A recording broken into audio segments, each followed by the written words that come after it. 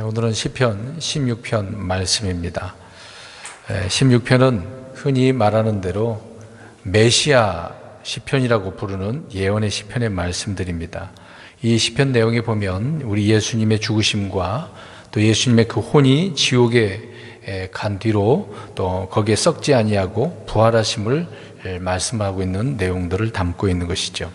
그러니까 다윗은 대언자이죠. 왕인 것뿐만 아니라 대언자 역할도 한 사람이었습니다. 그래서 이 다윗이 대언자로서 여러 편의 이제 메시아에 대한 내용을 그 예언의 시를 썼다라는 것을 알 수가 있습니다. 그런 내용들을 이제 구약에 있는 말씀 아닙니까? 신약에 그대로 인용해서 예수님을 말씀하는 내용들이 많이 나오고 있습니다. 그리고 또 다윗은 우리가 알다시피 예수님을 예표하는 인물이라고 말씀을 드리고 있죠. 오늘도 그러한 면에서 몇 가지 말씀을 하고 있습니다. 2절에 이제 그런 표현들이 있다 말씀을 드릴 텐데요. 그러니까 다윗은 예수님을 예표하면서 자기를 얘기하면서 예수님 이야기를 하고 있는 내용들을 보게 되어집니다. 자, 이렇게 생각을 하시고 16편 말씀을 우리가 살펴보려고 합니다. 1절 보시면 다윗이 오 하나님이여 나를 보존하소서라고 이야기를 합니다. 이 보존에 대한 이야기는 시편 12편에 말씀을 드렸죠. 그러니까 지킨다라고 할 때는 성경, 그러니까 진리의 말씀들을 하나님의 자신의 말씀을 지키신다고 하는 거죠. 물론 지키신다라고 할 때 성경 진리만 지키는 게 아니라 사람도 지키고 혼도 지키고 많은 것들을 주님께서 지키십니다. 근데 보존한다라고 할 때는 이제 사람에게 주로 사용하고 있다라고 말씀을 드렸습니다. 그런 면에서도 다윗이 나를 보존하소서라고 이야기를 하고 있는 거죠. 덧붙여서 좀만 더 설명드린다면 우리가 이제 성경 보존, 말씀 보존 그렇게 하지 않습니까? 아무튼 하나님께서는 보존하시든지 지키시든지 자신의 말씀은 항상 지키신다. 영원토록 지키신다 그랬어요. 나중에 시간 지나가서 없어진다 그런 건 아닙니다. 주님의 말씀은 영원한 말씀이기 때문에 안 없어지는 거죠. 그래서 기록된 말씀은 반드시 지키신다는, 아무리 사람들이 무엇을 어떻게 하더라도 성경을 불태운다 하더라도 자신의 말씀을 주님께서는 지키시고 보존하시는 거죠. 그런 맥락 속에서 성도들을, 사람을 주님께서는 보존하시는 분이다라고 말씀들을 하고 있는 것입니다. 또 하나님께서는 이스라엘을 보존하실 것을 약속도 하셨어요. 그리고 우리 그리스도인들은 하늘 왕국에 이르기까지 우리를 보존해 주신다고 디모데후서 4장 18절에 말씀을 하고 있습니다.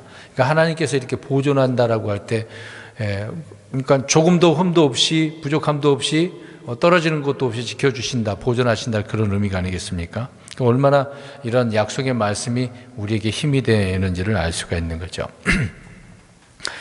우리 이제 다윗의 입장에서 생각해 보면 다윗이 생사고비를 많이 넘기지 않았습니까? 사울 왕뿐만 아니라 전쟁에서도 그렇고요. 또 사울에게 이제 도망가서도 이방 이제 블레셋 쪽으로 도망가기도 하지 않았습니까? 그때 많은 핍박과 어려움과 칼의 그 위험들이 많았는데 그럼에도 하나님께서 다윗을 보존해 줬다라고 할 수 있는 거죠. 그런 말씀들을 언급을 하고 있습니다. 그래서 늘 주께 구원을 기도했고 자기 생명을 보존해 줄 것을 주님께 구하는 내용들이 많이 나와 있습니다. 오늘 내용도 그렇게 되어져 있는 거죠. 덧붙여서 설명드린다면 주께서 보존해 주신다라고 할 때 우리를 보존해 주시는 분은 하나님이라는 거죠. 사람이 우리를 보존할 수는 없습니다. 그냥 잠시 어느 한계적인 그런 부분이 있어서 시간적으로 보존해 줄 수는 있겠죠. 그러나 영원토록 우리를 보존해 줄 수는 없는 것입니다. 주님께서는 수많은 시험과 고난과 생사의 위기를 우리가 만나다 할지라도 보존해 주시는 분이다. 다윗이 그런 예로 우리에게 말씀을 하고 있는 것처럼 그러는 거죠. 시편 97편 10절에 주께서는 성도들의 혼을 보존한다라고 말하고 있습니다. 그러니까 저와 여러분들은 지금 물론 우리가 죽어도 물론 육신이 땅에 묻혀서 흑으로 돌아가지 않습니까? 뼈만 남게 될 터이지만 그러나 그 모든 원자, 분작 그런 것까지라도 주님은 다 다시 생명을 불어 넣어 주셔서 온전케 하시는 분 아니겠습니까? 주님께서 그런 면에서도 다 우리를 보존해 주시는 분이다. 또 그 외에 성경 말씀 보니까 나그네를 보존하신다, 단순한 자를 보존하신다, 그런 의미로 주님께서 보존하신다라고 말씀을 하고 있습니다. 그 외에 잠언서 2장이나 20장 10편 16절에 보게 되어지면 16편에 보면 무엇이 나를 보존하는가라고 할 때 지혜와 분별이 나를 보존한다. 궁율과 진리가 나를 보존한다. 주를 신뢰하는 믿음이 나를 보존한다. 그런 의미로 많이 사용되고 있습니다. 굳이 성경 구절을 찾아보지는 않을 텐데요. 아무튼 하나님께서 보존하시고 진리가 또 믿음이 또 지혜와 분별이 나를 보존한다라고 말씀을 하고 있습니다. 이건 모든 것이 다 하나님께 연결되어진 부분인 거죠. 우리는 이런 것을 생각해 보면서 항상 주님의 도우심을 구하며 다윗처럼 그렇게 살아가야 될 것입니다. 그런 것처럼 1절에 보존하신다라고만 생각하면 될 것입니다. 2절 보십시오. 아까 말씀드린 것처럼 다윗은 이야기합니다. 내 호나, 오 내 호나 이야기하면서 내가 주께 이르기를 그렇게 이야기하고 있네요. 좀 희한하게 시편을 이제 기록을 하고 있는데, 그러니까 내 혼을 너라고 하면서 마치 남처럼 이야기하고 있는 것을 보게 되어집니다. 그러니까 내 혼, 내 영을 마치 남인 것처럼 내가라고 이야기하고 있는 거죠. 그러니까 이것은 예언의 시로서 더는 그럴 때는 주 예수 그리스도를 가리키고 있다라고 말씀을 우리가 생각해야 될 것입니다. 그러니까 다윗은 주 예수님의 예표가 되는 인물로서 자신의 입을 통해서 예수님의 사역을 쭉 지금 선포하고 있는 그런 내용들을 말씀하고 있는 거죠. 그러니까 주 예수님은, 그러니까 다윗인데 지금 예수님의 입장에서 우리가 생각하는 겁니다. 지금요. 예수님을 예표한다 그랬으니까. 그러니까 예수님은 아버지께 주께서는 나의 주신이다라고 이야기를 합니다. 그렇게 말씀하고 있는 것은 예수님이 이 땅에 오셔서 아버지를 섬겼죠. 아버지께 기도하기도 하고 말씀에 순종하기도 하고 주님의 뜻을 다 행하신 분 아닙니까? 또 예수님은 아버지의 뜻을 행하러 오셨다라고 죽기까지 그래서 순종하셨고 성경 기록대로 모두 끝마쳤다라고 말씀을 합니다. 그래서 다 이루었다라고 이야기하고 있는 거죠. 우리가 알다시피 십자가에서 주님께 죽으실 때 다 끝마쳤다, 마쳤다라고 이야기를 하시고 숨을 거두시는 우리 예수님을 보게 되어집니다. 그러니까 철저히 우리 예수님 아버지께 주님은 나의 주시다, 순종했다라고 이제 그런 의미로 말씀을 하고 있습니다. 그게 주님의 사역이거든요. 그러니까 지금 다윗은 예수님을 내가 이렇게 표현하면서 우리 예수님이 이렇게 이런 사역을 하셨다라는 것을 예표적으로 설명을 하고 있는 것입니다. 2절에 또 중반절을 보면 뒤에 보면은요, 나의 선함이 주께는 미치지 못하오나라는 말을 합니다. 뭐 다윗의 입장에서는 마찬가지겠죠. 그러면 예수님 입장에서 생각해 보면은 우리가 좀 여기서 바르게 생각할 부분이 있습니다. 자, 예수님께서 나의 선함이 주께 미치지 못한다라고 이야기하니까 그럼 예수님의 선함과 의로움과 거룩함이 아버지 하나님만큼 못하다? 그 말은 아니거든요. 성삼위 하나님은 동등하신 분이고 다 똑같아요. 부족함이 없어요. 근데 어떤 사람은 뭐 아버지가 더 힘이 세고 강하고 지혜가 많고 그렇게 생각할 수도 있는데 전혀 그렇지 않습니다. 세 분 모두 다 하나이신데 다 동등하신 분이거든요.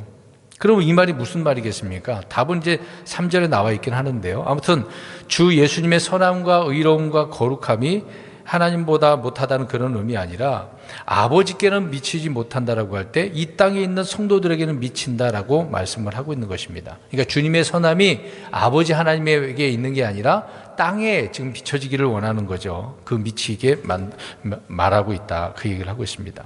그러니까 아버지 하나님은 예수님의 선함이나 의가 필요합니까? 안 필요합니까? 필요하지는 않죠. 그럼 이것이 필요한 자들은 누구겠습니까? 그렇죠. 이 땅에 있는 죄인들, 사람들을 말하고 있는 거죠. 흔히 우리가 자연적으로 표현하게 되어지면 태양이 있잖아요. 하늘의 해는 땅에다가 빛을 주는 것 아닙니까? 물론 온 우주를 비추어 주는 것이 태양이거든요. 그런 것처럼 예수님의 선함은 사람들에게 의를 주는 거다, 선함을 주는 거다.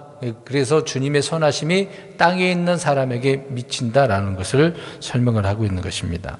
그런 의미가 2절의 후반절에 있는 말씀이죠. 그러니까 주님의 선함이 아버지께 미치는 게 아니라 3절에 땅에 있는 성도들, 이제 3절 보겠습니다. 주님의 선하심은 땅에 있는 성도들과 뛰어난 자들에게 미친다고 말씀을 하고 있습니다. 그러니까 말씀드린 것처럼 하늘에 해가 땅에 비치고 비와 눈이 땅에 떨어지는 것처럼 하늘의 주 하나님께서 이 땅에 사람으로 오시지 않았습니까? 그래서 오셔서 행한 그 모든 일은 땅에 있는 성도들과 또 많은 사람들에게 미친다라고 이야기를 하고 있습니다. 그러니까 뛰어난 자들이라고 하잖아요. 성도들과 뛰어난 자들에게 미친다라고 말씀을 하고 있습니다. 그러니까 주님의 의는 모든 자들에게 다 임한다는 얘기죠. 특정한 사람만 임하는 게 아니라 태양도 마찬가지지 않습니까? 악인에게도 태양이 비치고 선인에게, 의인에게도 태양이 비치는 것처럼 주님의 의는 모든 자들에게 다 미치고 임한다는 것입니다. 그러니까 구분하지 않는다는 거죠. 유대인만 그런 게 아닙니다. 이방인도 남자나 여자나 다 구분하지 않는다는 거죠. 그래서 믿는 모든 자에게 미치는 의가 바로 복음의 의, 믿음의 의, 하나님의 의신 예수 그리스도의 의다라고 말씀을 하고 있는 겁니다. 그래서 다시 말씀드리면 주님의 의가 이렇게 사람들에게, 모든 사람들에게 미친다라고 하는 것입니다. 얼마나 주님의 그 행하신 일들이 미치니까 감사하는 거잖아요. 한 가지 예로 그러면 주님의 의가 어떤 의미로 우리에게 다가왔는지 미쳤는지를 보겠습니다. 이제 주님께서 행하신 일로 우리가 구원을 받는 거거든요. 여기 보십시오. 내가 힘을 써서 무엇을 해서 구원받습니까? 그건 아니죠. 주님께서 자신이 하신 일로 십자가에서 자신을 희생물로 내어주신 그 일, 고난받으시고 그렇게 죽기까지 행하셨지 않습니까? 그것으로 주님의 그 믿음으로 우리가 구원받는 거거든요. 그게 주님께서 행하신 일들이란 말입니다. 그게 선한 일이잖아요. 그 의가 우리에게 미쳤다. 그러면은 간단해요. 우리가 하는 것은 아무것도 없죠. 주님께서 행하신 일, 주님을 어떻게 하기만 하면 되는 겁니까? 그렇죠. 믿기만 하면 되는 겁니다. 다른 거 필요 없습니다. 우리는 아무것도 할 일이 없어요. 구원받기 위해서는. 이제 구원받고 나서 할 일은 많죠. 믿음의 열매를, 결과를 드러내기 위해서 믿음의 선한 열매, 그러니까 순종을 해야 되는 건 아니겠습니까? 그 일을 우리가 담당해야 되는 건데, 구원받기 위해서는 우리가 할 일은 아무것도 없다, 그 얘기인 것입니다. 그러니까 주님께서 행하신 일들이 얼마나 놀라운지를 말씀을 하고 있는데, 근데 주님께서 행하신 일은 아버지를 기쁘게 했고 만족했다라고 말씀을 하고 있는 것이죠. 너무도 감사한 일인 것입니다. 계속해서 3절 보십시오. 그래서 나의 기쁨이, 모든 기쁨이 누구에게 있다라고 이야기합니까? 그들에게 있다. 주님께서는 자신의 맺은 그 열매들로 인해서 기뻐하시는데, 그 주님께서 자신의 죽음과 피로 얻은 혼들을 즐거워하신다는 거죠. 그들 안에 나의 모든 즐거움이 있다라고 하는 것은 구원받은 혼들을 기뻐하는 주님의 마음을 지금 노래하고 있는 것입니다. 이사야 62장 5절에 쭉 나오고 있는 내용들인데요. 우리가 일요일 날 오후에 느헤미야서 살펴보지 않았습니까? 주의 기쁨이 성도 백성들에게 임한 건 아닙니까? 그 기쁨으로 기뻐했다라고 말씀하고 있는 거죠. 이 구절에도 보니까 나의 모든 기쁨이 그들에게 있다라고 이야기를 하고 있는 겁니다. 그러니까 주님의 기쁨으로 기뻐하는 거죠. 다른 기쁨은 아닌 것입니다. 성령님의 열매니까요. 4절 보겠습니다. 서둘러 다른 신을 따르는 자들은 고통이 더욱 많으리로다라고 말씀합니다. 여기서 다른 신 생각해 보겠습니다. 하늘과 땅을 창조하신 하나님이 그 하나님이 아니라 다른 신을 이야기하고 있네요.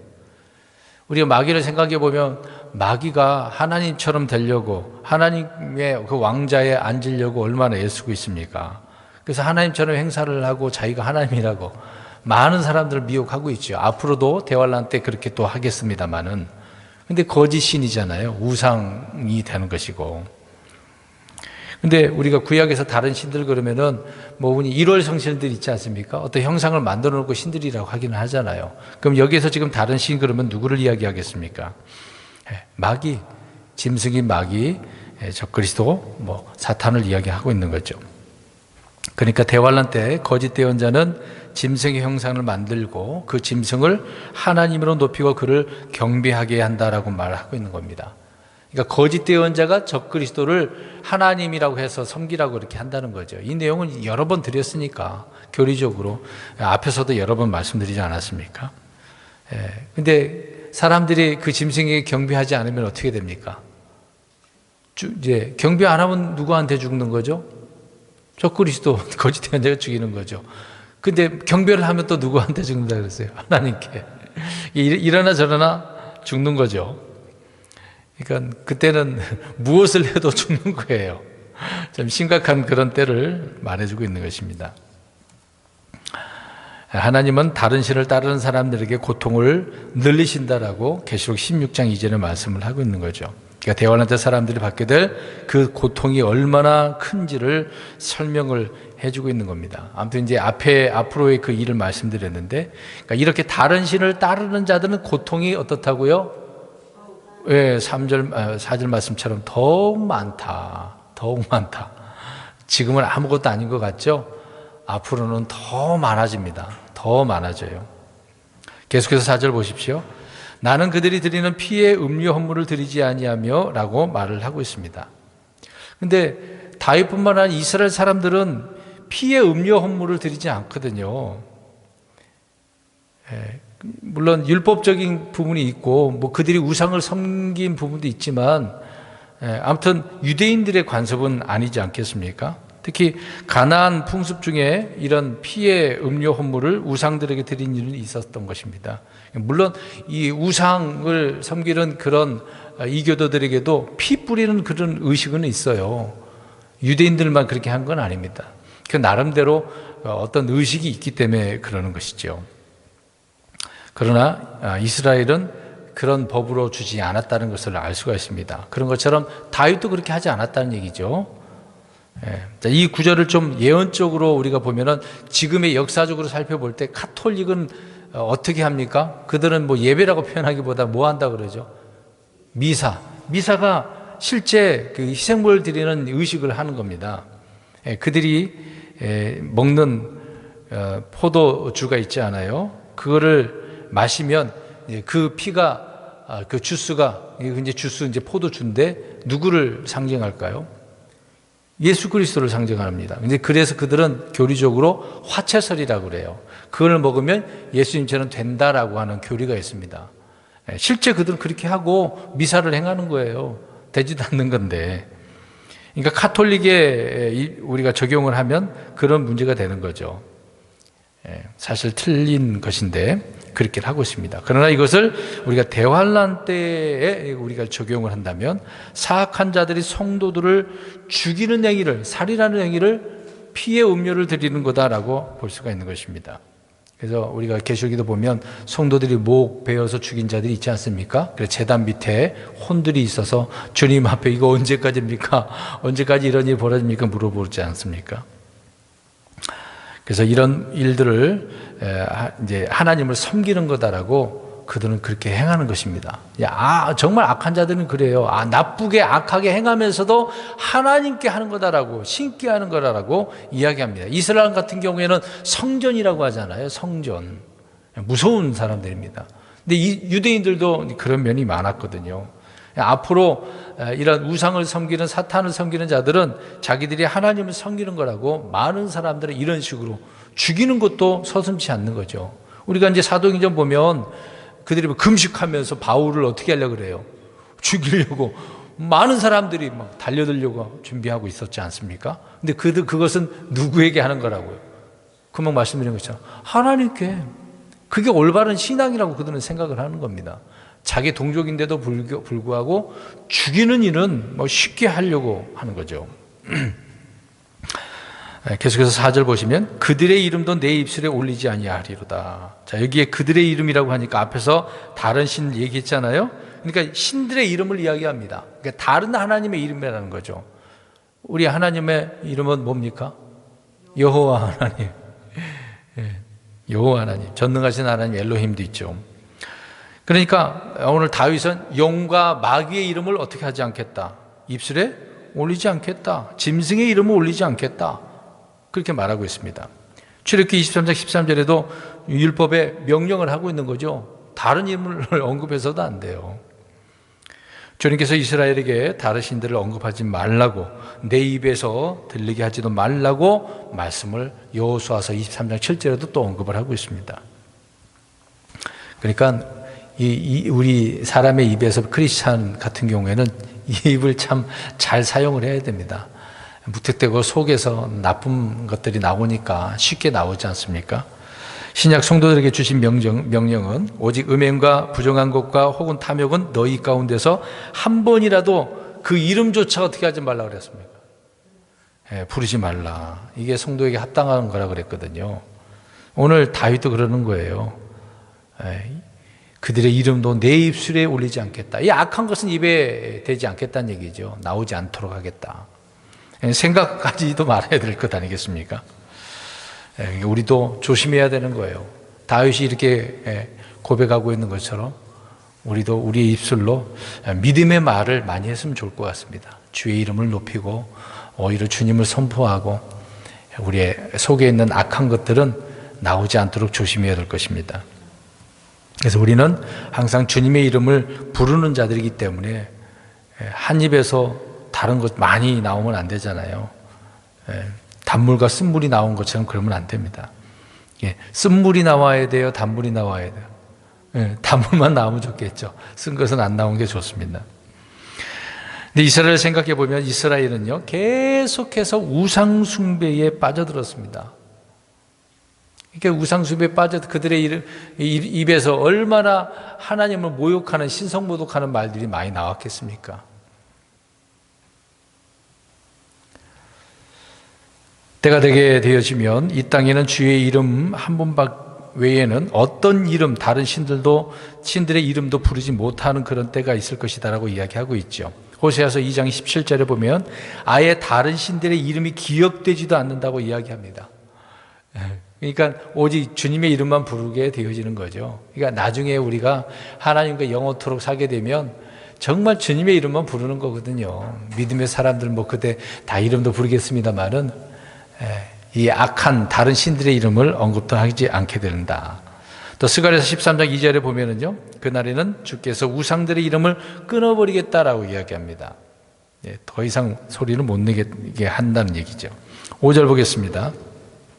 주께서는 내 상속 유업과 내 자네 몫이오니 주께서 내 몫을 지키시나이다 라고 이야기합니다.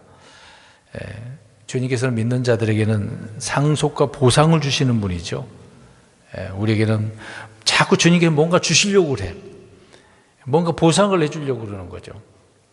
보세요. 주께서는 내 상속 유업이라고 하잖아요. 그러니까 주님이 나의 뭐다? 상속 유업이다. 또 주님이 내 자네 몫이다 라고 이야기하고 있습니다. 그러니까 주께서 내 몫을 주님이신데 또 주신 것도 지키신다라고 말씀을 하고 있는 거죠. 아브라함에게도 이야기합니다. 아브라함아 두려워하지 말라. 나는 내 방패요 내가 받을 지극히 큰 보상이니라. 하나님이 어떤 분이라고요? 내가 받을 큰 보상이다. 큰 보상이다. 그러니까 다른 것보다도 이게 우리가 주님이 가지고 있는 주님의 것이 더 좋겠습니까? 주님이 더 좋겠습니까? 잘 생각해 보세요. 여러 번 이 부분에 말씀을 드렸는데 주님께서 어떤 능력 이게 더 좋아요? 아니면 주님이 더 좋아요? 주님이죠. 능력은 물론 주님의 능력은 귀한 거죠. 근데 사람들은 주님의 능력만 보려고 그래. 주님을 안 보고. 그런 것처럼 지금 주님이 큰 보상이다. 내 몫이고 내 상속유업이다. 라고 말씀을 하고 있는 것이죠. 이게 우리가 진정한 주님만 봐야 된다라고 하는 것을 알 수가 있는 것입니다. 그러니까 주님이 나의 무엇인가라는 것을 알고 믿는 것. 우리 믿는 신자들은 정말 이게 중요한 거예요. 주님은 나의 어떤 분인가? 나의 어떤 분인가? 다시 오늘 5절 말씀처럼 주님은 나의 어떤 분이다? 상속유업이시고 자네 몫이다. 내 몫이다. 이런 부분을 우리가 잘 기억을 해야 되겠죠. 그래서 주께서 나의 몫을 지키시나이다. 주님이 주신 몫은 사실 우리는 잃어버릴 수도 있어요. 그러나 주께서 나의 몫이라고 한다면 영원히 지속되겠죠. 주님은 그렇게 지키신다고 이야기합니다. 6절 보겠습니다. 줄들이 나를 위해 아름다운 고텔에 떨어졌나니 참으로 내게 좋은 유산이 있도다 라고 말하고 있습니다. 그러니까 줄들이 나를 위해라고 하고 있네요. 이것이 아름다운 곳에 떨어졌다라고 하는 것은 상속유업의 몫을 정할 때 줄을 정합니다. 이제 측량할 수 있는 줄을 말하고 있는 그런 것인데요. 우리가 이제 지도를 펴놓고 줄을 긋는다고 한번 생각해 보세요. 이스라엘 백성들이 정탐꾼이 나가서 모세가 무엇을 그려오라고 그래요? 지도, 가나안 땅에 있는 지도를 그려오라고 하잖아요. 그거를 지금 개신교에서는 내가 복 받으려고 지도 그려오라고 그렇게 표현하고 있는데 그건 좀 잘못된 부분이죠. 아무튼 상속유업의 몫을 정할 때 측량하는 그런 줄을 말하고 있는 겁니다. 그러니까 나의 몫에 해당하는 부분에 줄들이 떨어진다고 한번 생각해 보세요. 가장 좋은 땅, 가장 좋은 몫이 아니겠습니까? 그러니까 주님께서 그렇게 좋은 아름다운 곳들에 떨어지게 만드는 거다. 누구를 위해서라고 그랬어요, 지금요? 나를 위해서. 물론 다윗의 입장이 되고 우리 예수님 입장이 되는 거고 또 이스라엘이 그런 입장이 되는 거고요. 우리도 마찬가지죠. 참으로 내게 좋은 유산이 있도다라고 말합니다. 이스라엘은 좋은 유산이 뭘까요? 하나님께서 이스라엘 백성들을 이집트에서 나오게 한 다음에 어디로 데려가려고 하셨던 거죠? 가나안 땅. 그러니까 이스라엘은 그 땅이에요. 그들에게 주신 거 좋은 땅이라니까요. 젖과 꿀이 흐르는 땅이라고 그랬어요. 가나안 땅이 그런 땅이에요. 원래 그게 하나님의 것이고 그것을 누구에게 주신다고 하는 거죠? 이스라엘에게. 근데 누가 차지하고 있었어요? 가나안 족속들이. 근데 지금도 지금 뭐 블레셋이 있지 않습니까? 이제 팔레스타인 사람들이 자기들이 차지하고 있으면 차지해놓고 자기들이 거리라고 주장을 하잖아요. 근데 하나님의 것인데. 근데 아무튼 가나안 족속들이 차지하고 있었던 그 땅은 주님께서 이스라엘 백성들에 주신 것이다라고 이야기를 하고 있습니다. 그 중에 다윗은 유다 지파잖아요. 가나안 땅에서 가장 좋은 위치가 어디입니까? 핵심, 뭐 그 수도라고 할 수가 있어요. 예루살렘이죠. 예루살렘. 근데 우리 예수님이 이 땅의 상속자고 모든 세상의 상속자인 분이 우리 예수님이잖아요. 이렇게 예수님의 입장에서 우리가 적용을 한다면 주님의 것이에요. 그러니까 참으로 내게 좋은 유산이 있도다. 우리 예수님께 그게 있다는 거죠. 아무튼 하나님께 있는 것, 주님이 이스라엘 백성들에게 주신 것, 우리 그리스도인들에게 주어진 상속 있지 않습니까? 우리는 약속의 상속자들이에요. 뭐 드라마 뭐 상속자들 나오는데 이 땅에 뭐 돈 뭐 그런 거 가진 그런 거 말고 우리는 주님과 함께 공동 상속자라고 하기 때문에요. 정말 감사해요. 아니 예수님이 뭐 독생자 하나밖에 없는 독생자 아들이시잖아요. 근데 우리랑 공동 상속자로 나눠 주신다고 이야기하지 않습니까? 그래서 가장 좋은 유산이 뭐겠습니까? 이 부분에 대해서요. 예전에 교리 공부하러 서울에 내가 잠실에 다니지 않았습니까? 쭉 설명을 해놨는데 이해를 못해가지고 아니 우리가 나중에 뭐 받는다고 하는데 그 상속 유업이 뭡니까? 물어보더라고. 다 설명을 했는데도 간단하게 말씀드리겠습니다. 우리에게 가장 좋은 유산은 앞으로 우리가 이제 그렇게 된다는 건데요. 받게 된다는 건데 그리스도와 같은 형상과 같은 모습으로 우리는 어떻게 됩니까? 변화된 부활의 모습이 되는 거죠. 그분과 같게 된다고 하잖아요. 이게 물론 저 복된 소망 우리가 공중으로 들려서 주님을 만나게 될 텐데 그건 만나는 순간 공중에서 변화된 모습으로 주님과 함께하게 되는 것이거든요. 그러니까 주님과 같은 모습으로 형상으로 변화되는 거. 우리는 그런 유산을 받는 겁니다. 또 하나는 천사들 보면은 천사들 지금의 입장에서는 사람이 뛰어나요? 천사들이 뛰어나요? 천사들이. 나중에는 어떻습니까? 우리가 천사들보다 더 나은 존재가 되는 거고 지금 천사들은 성도들 교회를 어떻게 하라고 있는 거죠? 섬기라고. 천사들이 우리를 섬긴다니까요. 나중에 천사들이 타락한 천사들을 우리가 어떻게 합니까? 고린도서에 보면 심판한다고 그랬어요. 지금은 우리가 천사들보다 못하지만 나중에 천사들보다 우리 그 위에 있어. 우리가 더 뛰어난 거죠. 그게 우리가 받게 될 몫입니다. 또 세 번째로는 땅과 거기에 있는 충만한 것들을 모두 소유하고 지배하신 분이 우리 예수님이신데 나중에 주님과 함께 이 땅을 왕과 제사장으로 통치하게 된다라고 이야기합니다.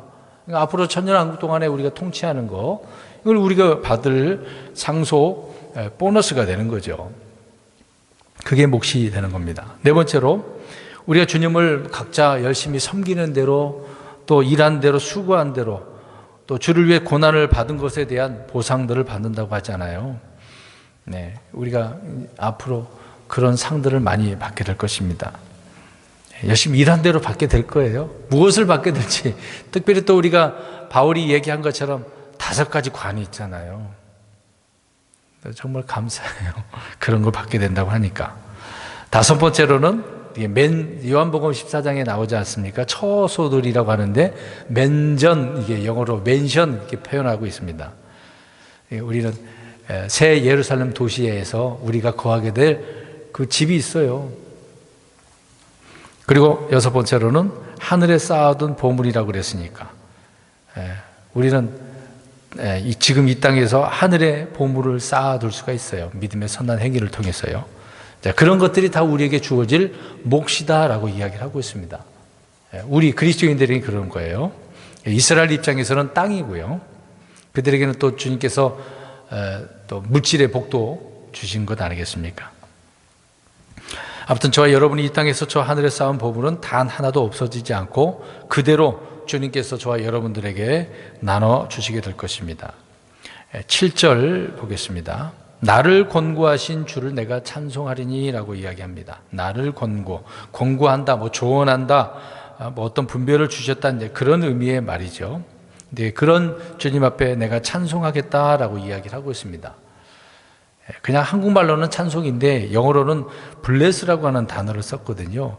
하나님께서 사람에게 이 블레스는 이제 복이라는 의미인데 복을 주시는 거잖아요.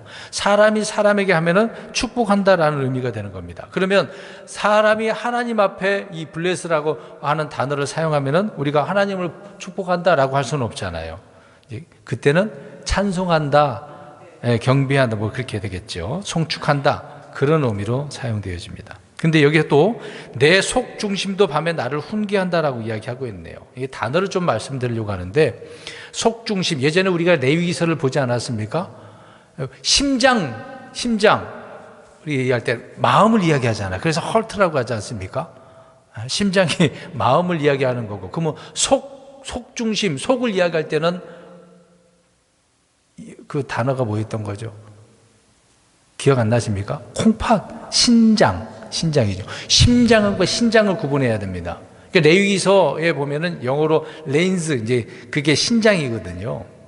이제 그 부분을 우리가 보면 속중심, 그러면 영어로 신장이라고 하는 레인즈라고 하는 단어가 사용됐습니다. 그러니까 여기서 속중심, 마음 그러면 심장이고 속중심 그러면은 신장을 의미한다는 것을 잠깐 말씀을 드렸습니다. 다른 부분이 또 영을 이야기할 때도 속 중심을 이야기할 수도 있겠죠. 8절 보겠습니다. 이제 단어에 대한 부분을 7절을 설명드렸고요. 8절 보니까 내가 주를 항상 내 앞에 모셨나니 그분께서 내 오른쪽에 계심으로 내가 흔들리지 아니하리로다. 여기서 좀 희한하게 표현하고 있네요. 다윗이 주를 항상 어디에 모셨대요? 내 앞에. 아니 주님 하늘에 계시고 어디든지 계시는데 내 앞에 모셨다고 이야기합니다. 그러니까 주님 앞에, 우리는 언제든지 주님 앞에 있는 거죠. 또 그 다음 구절에 내 오른편에 계시기 때문에 나는 흔들리지 않는다. 주님을 내 앞에 모시고 또 내 오른편에 계신다라고 표현하고 있습니다. 사실 우리 예수님은 어디든지 계시잖아요. 오른편에도 계실 뿐만 아니라 왼편에도 계시고 위에도 계시고 속에도 계시고 나를 둘러서 진을 치시고 계시는 분도 우리 하나님 아닙니까?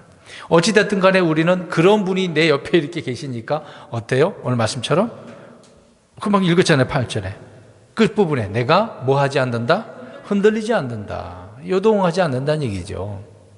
그러니까 주님이 항상 우리 내 앞에 옆에 어디든지 계시는 거죠. 그만큼 앞에 1절처럼 나를 어떻게 하시기 때문에, 보존하시기 때문에. 9절 보겠습니다.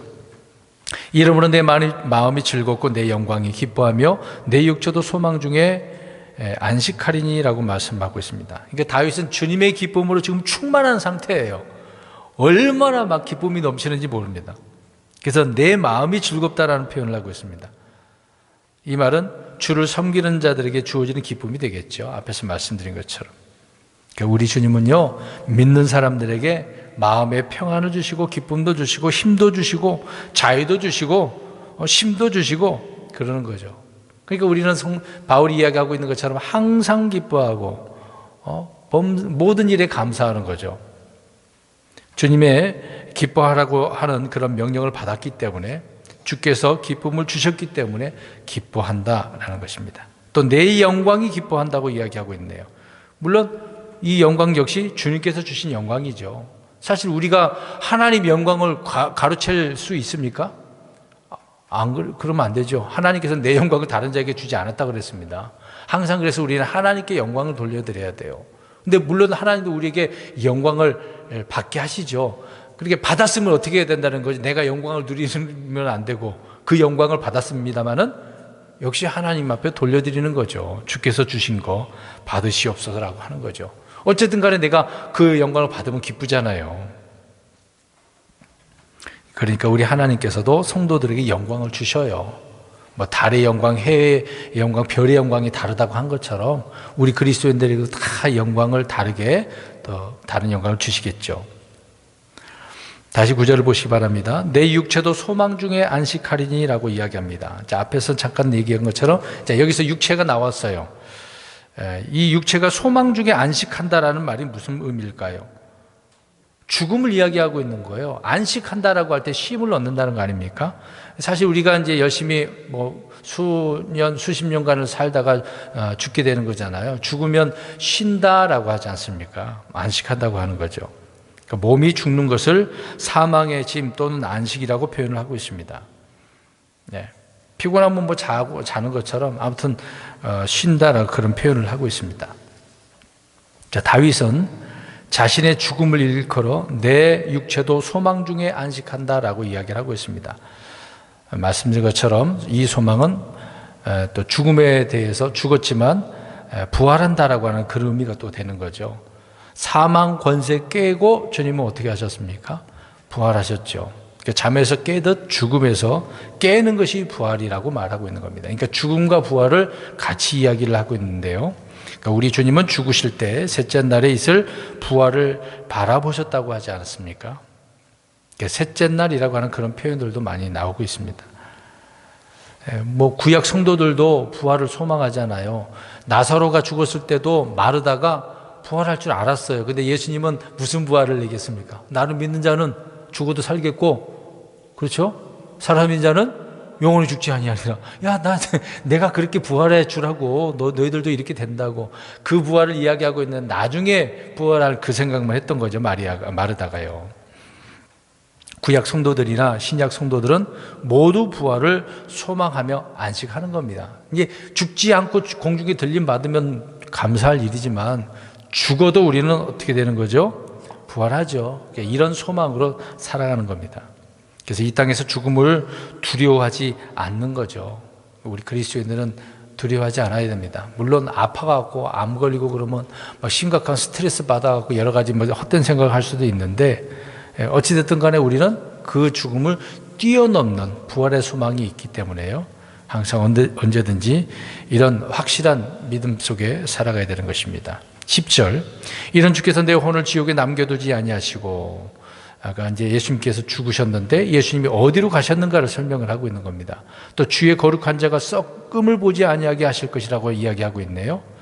누구를 이야기하는 것 같아요? 말씀드린 것처럼 다윗이 아니라 예수님을 이야기하고 있는 거죠. 그러면 다윗 이야기해 보고 싶습니다. 다윗에 적용을 해버리면 다윗이 지옥 갔을까요? 안 갔을까요? 안 갔죠. 다윗의 혼은 지옥에 갈 일이 없죠. 갈 일이 없습니다. 다윗이 소망 가운데 안식하는 것은 부활의 소망도 소망이지만은 몸은 죽어도 혼은 아브라함의 품, 그 낙원에 가 있기 때문에 그렇습니다. 그래서 죽은 조상들과 함께 그곳에 거했다가 물론 나중에 예수님께서 공중으로 이제 하늘로 승천하셨을 때 포로로 잡힌 포로된 자들을 어디로 데려간 거예요?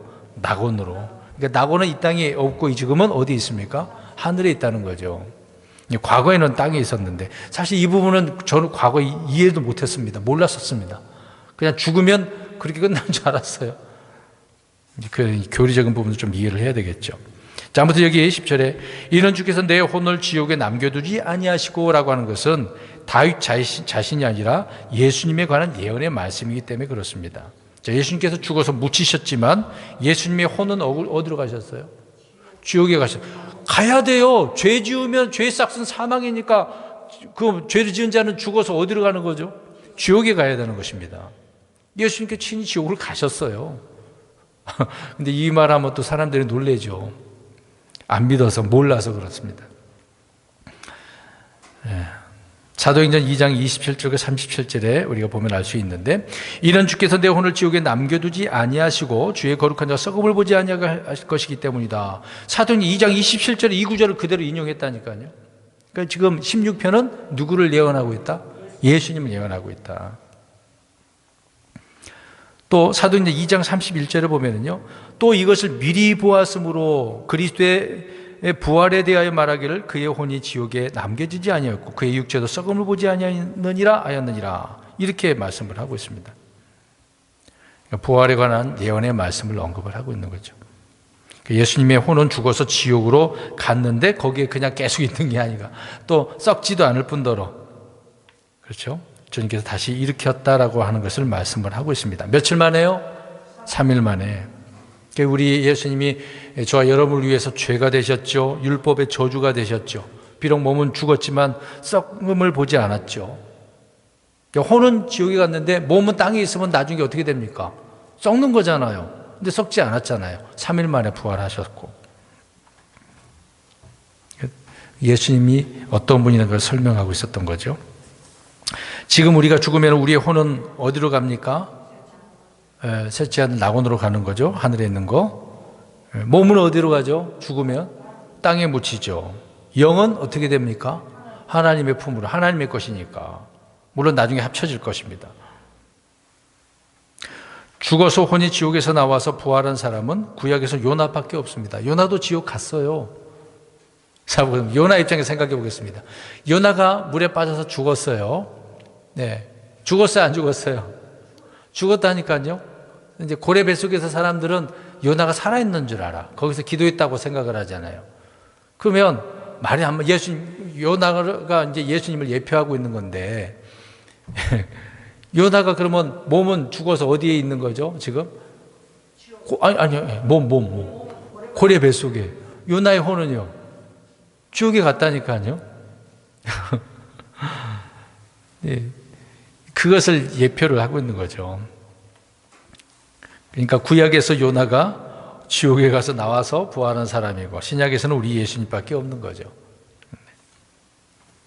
근데 요나는 죽어서, 물론 다시 살아났긴 했는데 죽었다라고 하는 나오는 않지만 죽었단 말입니다, 사실상. 그럼 그 몸은 어떻게 됐을까요? 썩었죠. 그럼 죽어서 몸이 썩지 않는 유일한 분은 누구예요? 예수님밖에 없는 거예요. 저 여러분도 몸 죽으면 썩어요. 안 죽으면 다행이지만 죽으면 썩는다고요, 땅에서. 썩지 않은 분은 예수님밖에 없어요. 요나서 2장 6절에 내가 산들의 밑바닥까지 내려갔으며 땅이 자기 빗장들과 함께 영원히 내 곁에 있었사오니 오 내 주여 하나님이여 주께서 내 생명을 썩음에서 끌어올리셨나이다. 그 당시에 육체적인 부활을 얘기하는 거죠. 나중에 죽어서는 썩었습니다만, 사람의 영과 혼과 몸은 하나이지만 완전히 다른 것을 알 수가 있습니다. 이런 부분을 잠깐 설명을 드렸습니다. 그래서 예수님의 그 죽음 그리고 부활을 말씀드렸어요. 마지막 11절, 주께서 생명의 행로를 내게 보이시리니 주의 얼굴 앞에는 충만한 기쁨이 있고 주의 오른쪽에는 영원토록 즐거움이 있나이다.